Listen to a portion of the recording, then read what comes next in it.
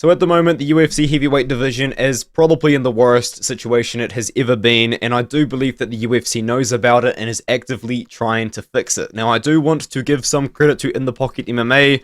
I kind of have just stolen this video idea from him. He made a video talking about Teixeira losing to Lewis, and I thought that it would open up the conversation for heavyweight in general, so I did want to give my opinion on the current state and potentially future state of the UFC heavyweight division. Maybe a lot of my talking points have been given away in the top tabs, but you know, that's kind of the sacrifice you've got to make when you're not doing any graphics whatsoever.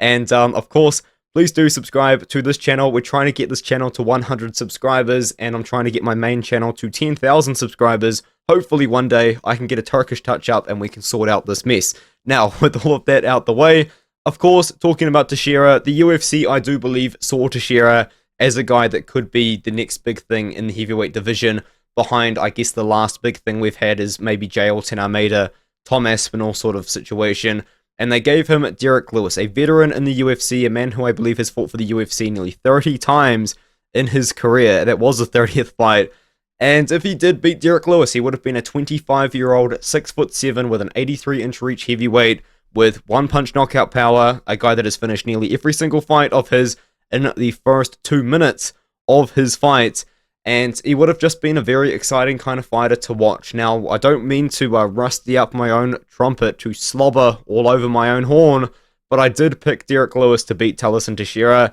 mostly just kind of based on the fact that there was just no real evidence out there that Tallison Teixeira could beat a high-level heavyweight, pretty much. I know heavyweight is a pretty low-level division in general, but that was my reasoning. I don't really want to go over it too much, but not many people picked Lewis, and I did, so I was pretty happy about that. Now, the next kind of thing that I wanted to say is I do believe the UFC knows that they are currently in a pretty bad state. They tried to gamble on giving Teixeira the spotlight, on having him be the next guy up, and I also think that they are somewhat gambling on some other guys potentially being the next guys up, because they have two guys making their UFC debuts in the rankings. Ante Delija, of course, been signed over from the PFL, a former champion. Now, of course, there are a lot of asterisks on that $1 million win. Matthias Scheffel sucks. He's just awful. Renan Ferreira is pretty good, I will say that, but aside from that, he beat Scheffel twice. Scheffel has no chin. He's been knocked out, I believe, 12 times now. But it's who he beat to win the $1 million, so I guess shout out to Scheffel. And then since then, he did lose to Moldavsky, who then has been losing since, which is a shame. But Marcus Pachecha, a very exciting potential prospect here as well. He has been signed from one championship. He is one of the greats of Brazilian Jiu-Jitsu in the heavyweight division and kind of just in general. You name it, this guy's probably won it, and he's probably won it at least 6 times. He is very talented. He has come over from one championship, of course, which at the moment kind of just looks like it's in a massive mess. Now, I haven't followed one for a long time, because I just have not believed that one championship is an MMA promotion, and I continue to get proven correct time and time again. But he is also interesting. He is also fighting Budai. I believe Budai is ranked 13th in division. Yes, Budai is ranked. That is how sad the state is. And I do think that if he can get past Budai, yes, he's 35 years old, but once again kind of creates a very exciting potential next Tallison Teixeira sort of situation. And Ante Delija, kind of a well-rounded guy, mostly is a bit of a striker with some clinch game, I would say, kind of describes most of his style. He could be pretty fun, but I do believe that the best signing that the UFC could try and steal from the PFL would obviously be, I mean, it could be Ngannou, but I do think it would be Denis Goltsov realistically. I think that Denis Goltsov is very impressive. When I was doing my tape study for his fight against Corey Anderson, he is a 6'5" guy that has a very light on his feet striking style. He's very fast, he fights from range very well, and he just showed some athleticism submitting Oleg Popov off his back. You do not see that very regularly in the heavyweight division. I think Goltsov could be a future savior of the UFC heavyweight division, but I think we need to currently look at our current angel in the division. I think that current angel is Tom Aspinall. Now, unfortunately, he hasn't been able to get the John Jones fight. John Jones is excited about the White House event, which maybe he fights sometime next year.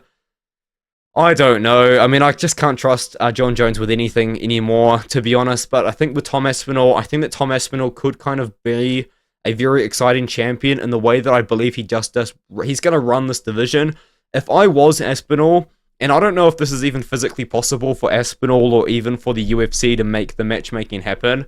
I would like to see Aspinall fight one more time this year, or just fight once this year, defend his belt at some point, hopefully soon, probably against Cyril Gane. Is probably the most realistic fight there. I think he beats Gane, and then after that, why would Tom Aspinall not be able to defend his title 3 times in 2026? That's what I would love to see. I would love to see Tom Aspinall defend over and over and over again. I think he's in a unique situation where I do believe that he is levels above every single fighter in the UFC heavyweight division right now, and he could build a very long-lasting legacy in only the span of, I think, maybe 2 or 3 years that might never get touched again. And I think that I look at Zhang Weili as this example of someone who has failed to do this. I think that nobody beats Zhang Weili in the women's strawweight division, even as she does age. And I just think there's, once again, no reason why Zhang Weili shouldn't have been fighting 3 times a year, defending that title 3 times a year, over and over and over again. And even if you just had to give her the 12th ranked fighter because she's clean out of the division, just do it. I think that Tom Aspinall should try and take this opportunity. I think we should see Aspinall versus Gane next. Maybe give Volkov someone he can beat, and you can do him versus Volkov, or him versus Almeida.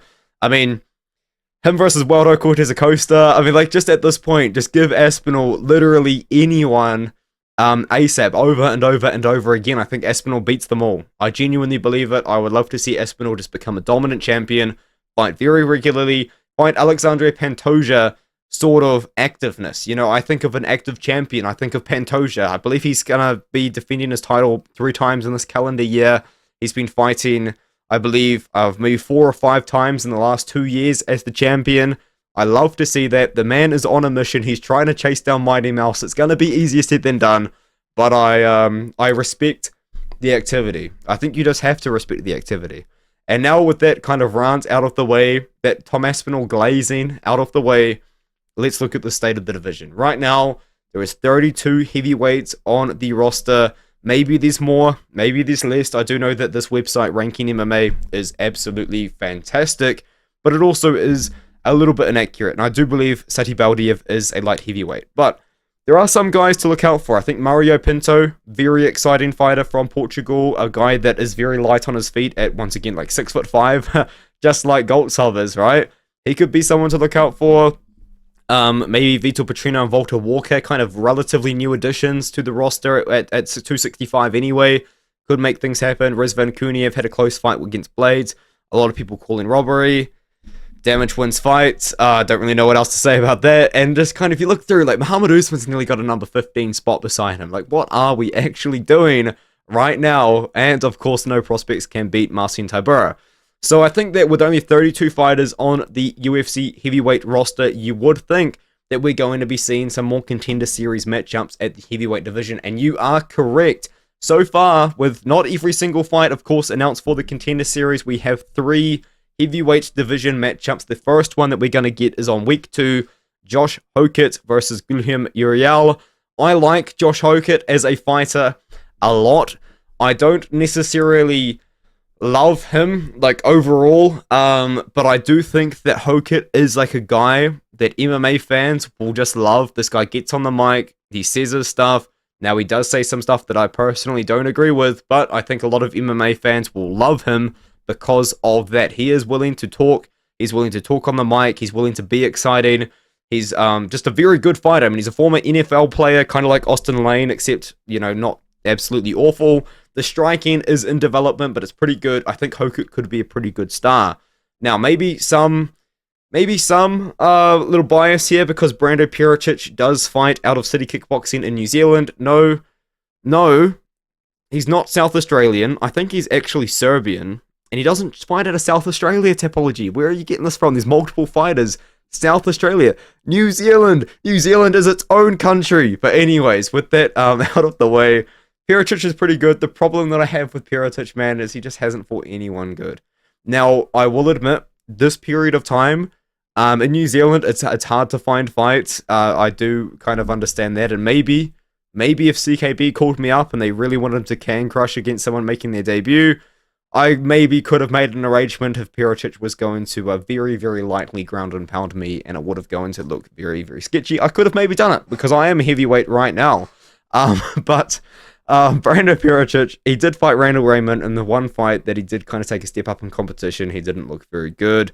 I know that Bet Sam, I believe, was there live and has a little bit of a different opinion on the matchup, but he lost. He didn't look great, but I do think he beats Ellison.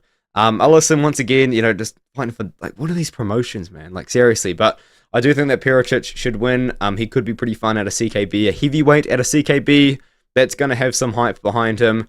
And Gilhum Pat versus Anthony Garasio. I don't really know anything about these guys, but Garasio kind of looks like he could be a pretty fun guy. I mean, he's got tattoos on his face. I'm sure he's got a story to tell about his life, and honestly, I think that it's going to make for a very exciting kind of prospect, especially if he can get past the 6'5" Pat. But with that being said, another matchup coming up outside of the UFC is Umar Rugrug Khan versus Anatoly Malakin. It does seem like one championship is going to be abolishing all MMA, so hopefully these guys become free agents. And I know Malakin is old enough to be my father. He's actually not. I can't really use that anymore now that I'm 23 years old. But Malakin's an old man, but he's still athletic. He's still a big boy. He's got big KOs. I mean, he knocked out Arjun Bulla, the great Arjun Bulla. He knocked out Rainier Rodoreda, which is a win that has aged so well. It's ridiculous. Twice, actually. But Rugrug beat him. And if Rugrug can beat him again, which I don't think he can, but if he could, the UFC could sign Rugrug, and Senegal is one of the countries that the UFC revealed that they want to bring the promotion to in Africa. So maybe you could see a UFC Senegal, Umar Rugrug Khan, making his professional UFC debut, on that card. He's just beaten Malakin in a very good world, right? And boom, he's fighting Tai Tuivasa in Senegal. You know, that would be pretty epic, right? I mean, on a main event, potentially, I don't know, but that would be pretty awesome. I don't really know what else to say. I did have Francis Ngannou here. Francis Ngannou, not Francis, sorry. Francis Ngannou, exciting. You know, he signed his deal with the PFL. The PFL has created PFL Africa for him to make him happy. And it turns out he only has one more MMA fight left on that contract. So I feel like maybe the PFL are going to do what the PFL does and absolutely screw him, because the PFL has been screwing half of their roster recently. And maybe they're just not ever going to give him a fight, potentially. But I do think that Ngannou could come back to the UFC. It would be fun. But at the same time, once again, he's an old man. He's got some very, very bad things that he's done in Cameroon as well recently. So, I'm sure there's probably a whole process still going on with that. But yes, Ngannou could be an exciting return, potentially. Maybe Ngannou versus Jones. I mean, I just don't even know what's going on with Jones anymore. That's kind of it. I did kind of want to talk about this. The state of the UFC heavyweight division, it's bad. It's not good. And one thing as well that's just kind of a bit tragic is when you think of boxing, the heavyweight division, it's the pinnacle. Even when you go to old UFC, like I'm talking about like UFC before my time, even UFC before I was even born, UFC when I was still in my dad's ballsack, you know what I mean? Heavyweight was the pinnacle of the world, of the division, of the continent, of the company is the word I'm looking for. And it's just kind of in the shitter right now. Like, I don't really know how else to describe it. Let me know what you think in the comments below. I'll see you guys, I guess, just in the next one, whenever I kind of think of a video or decide to steal someone else's.